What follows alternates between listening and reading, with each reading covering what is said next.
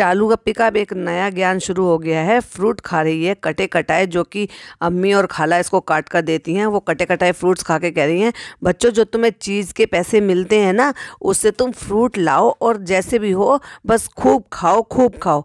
मतलब ये इंकरेज कर रही है बच्चों को कि वो चीज़ के लिए पैसे मांगे।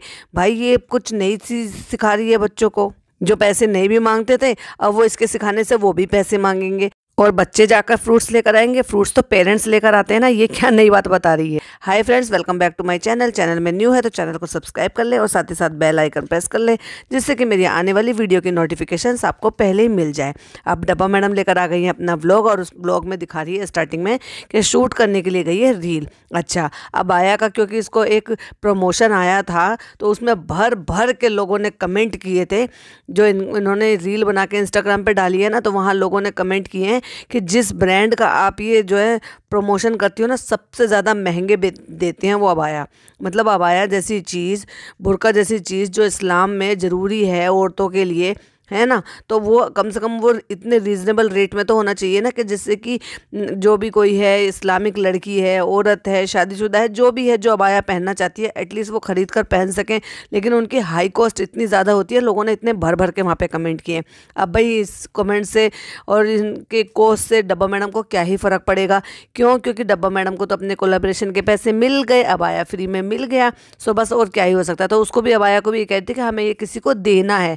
मतलब ये क्या करती है, इसको जो आते हैं ना, ये पहनती तो है नहीं, तो ये फ़ोटो शूट करती है, फिर उनको दे देती है। अच्छा, चुटकनी की हाइट तो कम है बहुत ज़्यादा, तो हील पहन रखी है, कितनी सारी मोटी मोटी हील, क्योंकि शूट कर कर आई है तो बुर्खा सब खोलते खोलते हील हाथ में ले रखी हैं। क्योंकि हाइट कम है इसलिए उसको फोल्ड नहीं करा सकती, तो इस वजह से जो है ना हील दिखाने के लिए पहन के, क्योंकि फ़ोटो शूट कराना भी बहुत ज़्यादा ज़रूरी है। अच्छे से फ़ोटो शूट नहीं होगा तो अच्छे से पैसे नहीं मिलेंगे ना फ्रेंड्स।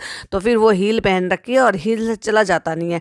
हील की तो स्टोरी आपने देख ही ली है, हमेशा पहन कर जाती है, चला फिर जाता नहीं है, तो फिर उनको हाथ में ले लेती है और घर में आकर जूते उतारने का काम तो फिर बेचारी पिज़्ज़ा को दे ही रखा है। हाँ, बस इस बार ये ऐसा हुआ है कि खुद अपने हाथों में लेकर एंटर हुई है घर में। इनके घर के संस्कार देख लो, दोनों बच्चे आपस में बात नहीं कर रहे हैं, लेकिन उनको घूमने फिरने भी जाना है। घूमने फिरने जाना है तो दोनों अम्मियों से सिफारिश लगाई जा रही है, चालू अपी से कह के कि हमें बाहर घूमने फिरने के लिए लेके जाओ। और नौटंकी तो देख लो इनकी, स्क्रिप्टेड। इसलिए तो मैं कहती हूँ कि सारे जो व्लॉग होते हैं ना, वो नेचुरल नहीं होते, स्क्रिप्टेड होते हैं।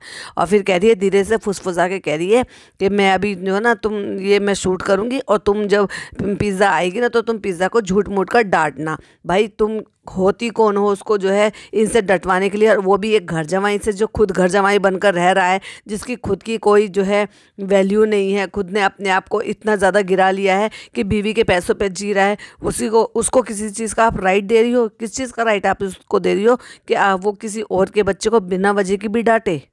और फिर कहती है हम ले जाएंगे, तो फनी कहता है नहीं नहीं हम ले जाएंगे। कहती नहीं नहीं, आपकी पीठ में दर्द है तो आप रहने दो, हम ले जाएंगे। घूमने फिरने का कोई भी मौका फनी क्यों छोड़ दे भाई। कहता नहीं नहीं नहीं नहीं, हम ले जाएंगे, हम ले जाएंगे। और फिर वो जो नौटंकी करनी थी ना, कि झूठ मूठ का जो है फनी ने डांटना शुरू कर दिया, तो वो लड़की पहले से समझ गई। जब तुम सामने बैठ के रिकॉर्ड कर रही हो, जबकि तुमने तो रिकॉर्ड करने के लिए तो या तो फनी को बोला हुआ है कि तुम रिकॉर्ड करो जबकि तुम्हें हरकतें करनी होती है, या फिर तुम्हारा रिकॉर्ड जो है खुद पिज़्ज़ा करती है, लेकिन तुमने जो है फनी को भी काम दे दिया और पिज़्ज़ा को डांटना है, तो फिर तुम खुद रिकॉर्ड कर रही हो। तो पकड़ी गई और वो साफ साफ कहती है कि तुमसे तो प्रैंक भी सही से नहीं होता, क्योंकि इनसे कुछ भी सही से नहीं होता। एक ही जगह बैठे बैठे जो है ना, मैडम का पैर सुन हो गया। फिर कहती है, फनी कहते हैं, कभी तुम्हारा पैर सुन हो रहा है, कभी तुम खुद सुन हो रही हो, चल क्या रहा है ये? चल ये रहा है कि अगर मैडम कुछ भी काम नहीं करेगी, दूसरों से अपने कपड़े तक भी, एक सिंपल सा एक वो काम होता है, जब टीनेज आ जाती है तो खुद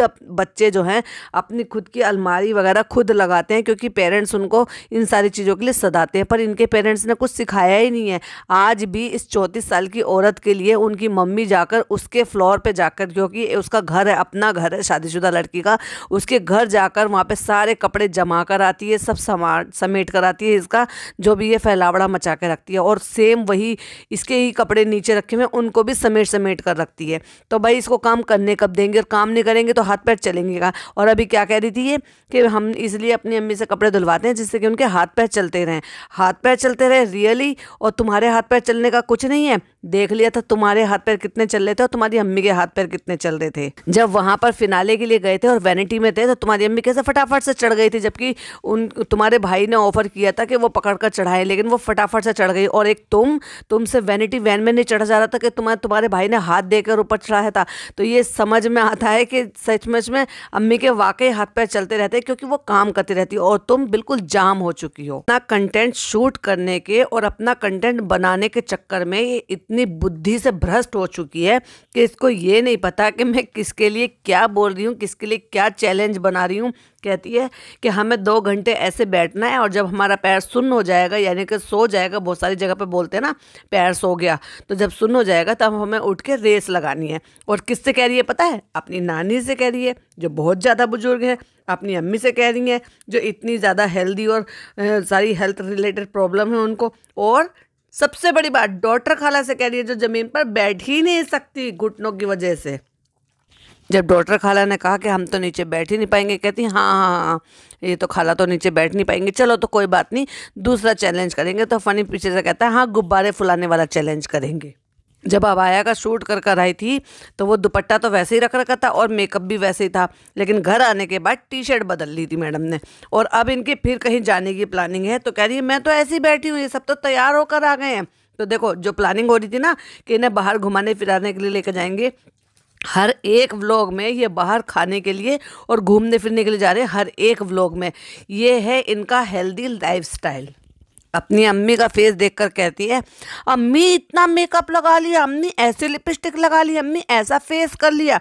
सच में उनको इतना एम्बेरसिंग फील कराया ना, आखिरकार बेचारी मुंह धोकर ही आ गई।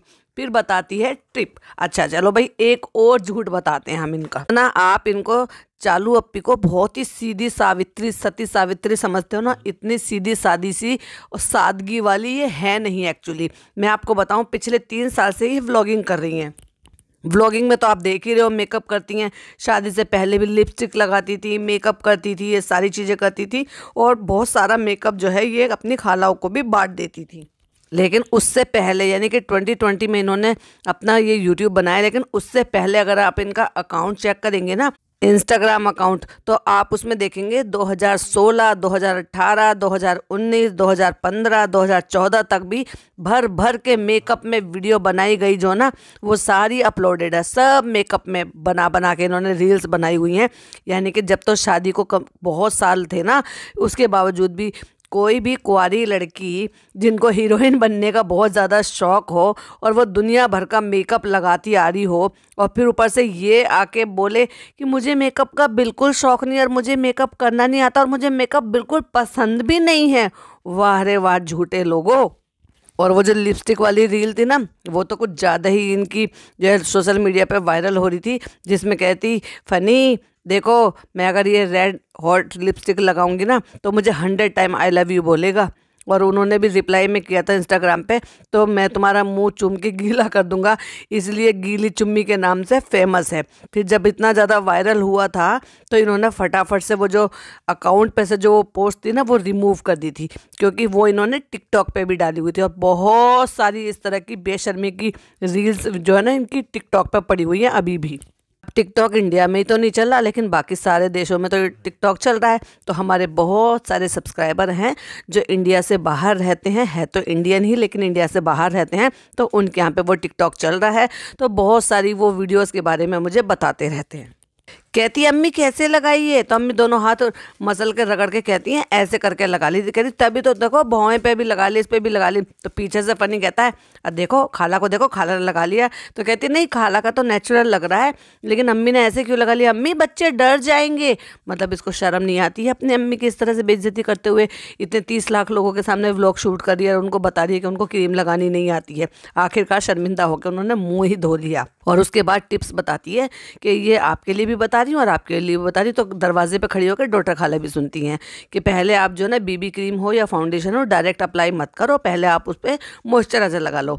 ये वो है ब्यूटी क्वीन जिसको मेकअप का ABC भी नहीं पता, जिसको मेकअप लगाना पसंद नहीं है, जिसको मेकअप ही नहीं पसंद है, वो मेकअप के टिप्स बांटती फिर रही है। और देखो बाहर खाना खाने के लिए गई है, क्योंकि मेकअप तो मुंह पे थोप रखा था, क्योंकि इसको रील शूट करनी थी। और उसके ऊपर वो काला सा दुपट्टा सा था वो भी ओढ़ रखा था, और टी शर्ट पहन के और नीचे लोअर पहन के ऐसे ही निकल ली। आलसी इतनी है कि ऊपर जाके कपड़े बदल लेती है। तो तुम्हारे कपड़े तो नीचे भी एक कमरा तो तुमने वैसे भी घेर रखा है ना नीचे का, क्योंकि हक थोड़ी ना छोड़ना है, भले ही मेरा 3 BH के ऊपर का हो, लेकिन भाई ने जो घर बनाया है उसमें मेरा भी तो हक है। तो इसलिए एक कमरा ऑक्यूपाई करके रखा है, वहाँ से कोई कपड़े लेती और झटपट से पहन लेती और निकल जाती। लेकिन नहीं, कुछ सेंस नहीं है घर से बाहर निकलने का। ये है हिजाबी, टी शर्ट पे दुपट्टिया डालो और निकल लो।